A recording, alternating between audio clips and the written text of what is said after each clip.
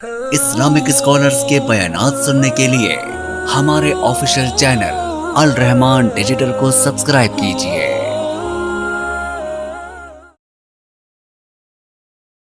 اگر سچا مومن ہے تو اس کو اس بات پر ایمان ہونا چاہیے کہ میں دنیا میں جو جو کام کروں گا قیامت والے دن اس کے بارے میں مجھ سے پوچھا جائے گا۔ میری لمحہ لمحہ گزاری ہوئی زندگی مجھے اس کے بارے میں پوچھا جائے گا۔ میں اکیلا ہوں تو میری اس زندگی کے بارے میں پوچھا جائے گا۔ کلکم راع وکلکم مسئول عن رعیتہ۔ اگر میں اس 5-6 فٹ کی کائنات کا مالک ہوں، اس کا نگہبان ہوں، جو اللہ نے مجھے اختیار دیا ہے، تو مجھے اس 5-6 فٹ کی راج دہانی کے بارے میں سوال ہوگا۔ اس پر اللہ کا دین نافذ کیا تھا کہ نہیں کیا تھا۔ اور اگر اختیار بڑھ گیا، گھر کا مالک ہو گیا، تو گھر کے بارے میں وہ اس اختیار کا سوال ہوگا کہ اللہ کا دین نافذ کیا کہ نہیں کیا۔ اللہ اکبر۔ علی ھذا القیاس نبی پاک صلی اللہ علیہ وسلم نے اس کی تفصیل بھی بیان فرمائی ہے۔ آپ نے فرمایا آدمی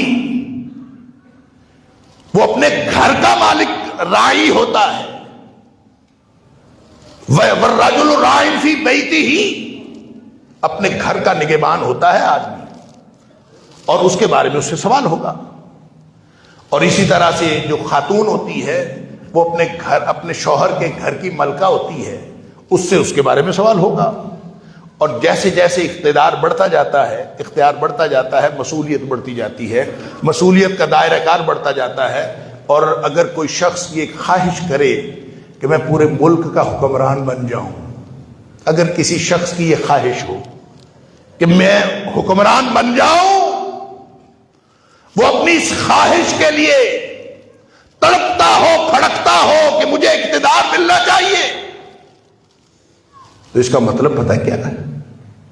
اس کا مطلب یہ ہے کہ اس کو اس امتحان کے تصور پر ایمان ہی نہیں ہے کہ اگر اختیار بڑھ گیا تو مجھ سے پورے ملک کے بارے میں سوال ہوگا۔ اگر میں حکمران نہیں بنتا تو سوال میرے اپنے تک محدود رہے گا، میرے گھر تک محدود رہے گا۔ اگر میں پورے ملک کا حکمران بن گیا تو سارے ملک کے بارے میں مجھ سے پوچھا جائے گا۔ عمر فاروق رضی اللہ تعالیٰ عنہ جب خلیفہ بنے ہیں تو رو رو کے کیا کہا کرتے تھے کہ اگر فرات کے کنارے ایک کتا بھی بھوکا مر گیا یا پیاسا مر گیا تو مجھ سے پوچھا جائے گا، سوال پوچھا جائے گا۔ یہاں عوام مرتے ہیں، مر جائیں، حکمران کی بلا سے۔ حکمرانوں کو یہ تصور ہی نہیں ہے کہ ہم کیوں حکومت لینا کیوں چاہتے ہیں۔ اسی لیے نبی پاک صلی اللہ علیہ وسلم نے ابو ذر غفاری رضی اللہ تعالیٰ عنہ کو فرمایا تھا کہ جو مانگتا ہے نا ہم اس کو نہیں دیتے، جو اقتدار مانگتا ہے، جو عہدہ مانگتا ہے، ہم اس کو نہیں دیتے۔ کیوں نہیں دیتے؟ اس لیے کہ مانگنا اس بات کی دلیل ہے کہ اس کو اس مسئولیت کا احساس ہی نہیں، اس کو یہ احساس ہی نہیں ہے۔ یا تو اس کو احساس ہی نہیں ہے کہ مجھ سے قیامت والے دن پوچھا جائے گا، میں اپنا اختیار کیوں بڑھاؤں۔ اندازہ تو کریں، اگر اس پر ایمان ہو اور پکا مومن ہو تو وہ اختیار بڑھائے گا یا کم کرے گا؟ اس کا تو دل کرے گا میرا اختیار کم ہو، وہ تو اس کا تو دل کرے گا میرا اختیار چھوٹے سے چھوٹا ہو۔ ایسے نہیں، خلفائے راشدین جو ہے ان کو جب اقتدار ملا ہے تو وہ روتے تھے، وہ چیخیں مارتے تھے کہ مجھ سے یہ اقتدار چھین لو، مجھے نہ بناؤ خلیفہ۔ اور پھر بنا بھی دیا تو صدیق اکبر رضی اللہ تعالیٰ نے فرمایا کہ میں کمزور آدمی ہوں، ہر اس شخص کے مقابلے میں جس کا حق میرے اوپر، جب تک میں اس کا حق نہ دلا دوں میں کمزور ہوں، اور میں مضبوط ہوں ہر اس شخص کے مقابلے میں جس نے کسی کا حق مارا ہے، جب تک میں اس کا حق، لوگوں کا حق اس سے نہ دلوا دوں میں مضبوط ہوں۔ اگر یہ مسئولیت کا پتہ ہو تو کوئی مانگتا تو نہیں۔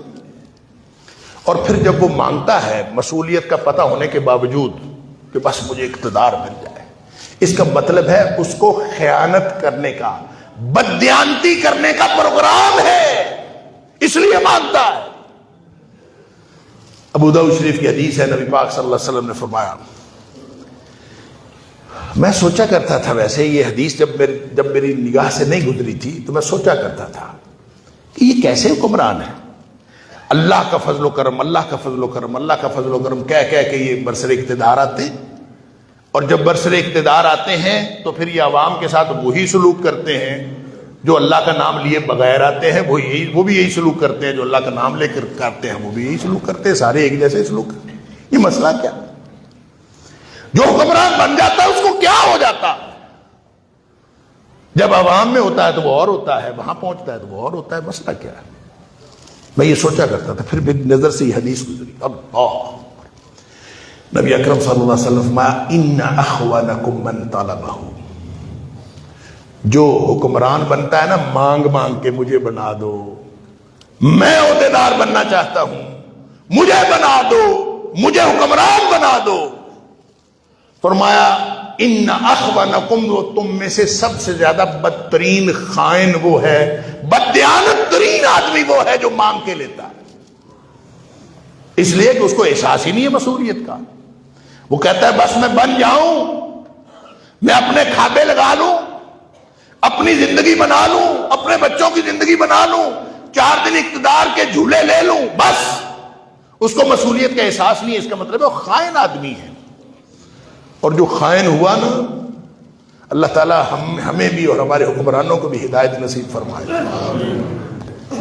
اگر وہ خائن ہوا تو یہ حدیث میں نے پہلے آپ کو سنائی ہوئی ہے کہ نبی اکرم صلی اللہ علیہ وسلم نے فرمایا، مسلم شریف کی حدیث ہے اور تھوڑے سے الفاظ کی تبدیلی کے ساتھ بخاری شریف میں بھی ہے، نبی پاک صلی اللہ علیہ وسلم نے فرمایا ما من عبد یسترعیہ اللہ تعالی برعیۃ، اگر کوئی شخص جس کو اللہ نے کوئی اقتدار دیا، اس کی کوئی رعیت بنائی، کوئی عوام الناس تھے، کوئی اس کی رعیت تھی، کسی کو اللہ نے رعیت دی اور وہ اس کے اوپر حکمران بنا، یہ رعیت سے مراد صرف حکمران اور عوام کی بات نہیں، یہ اگر ہم اپنے گھر کے سربراہ ہیں تو گھر ہماری رعیت ہے، اگر ہم کسی محلے کے سربراہ ہیں تو محلہ ہماری رعیت ہے، اگر ہم خاندان کے سربراہ ہیں تو خاندان ہماری رعیت ہے، اگر ہم ملک کے سربراہ ہیں تو پورا ملک ہماری رعیت ہے۔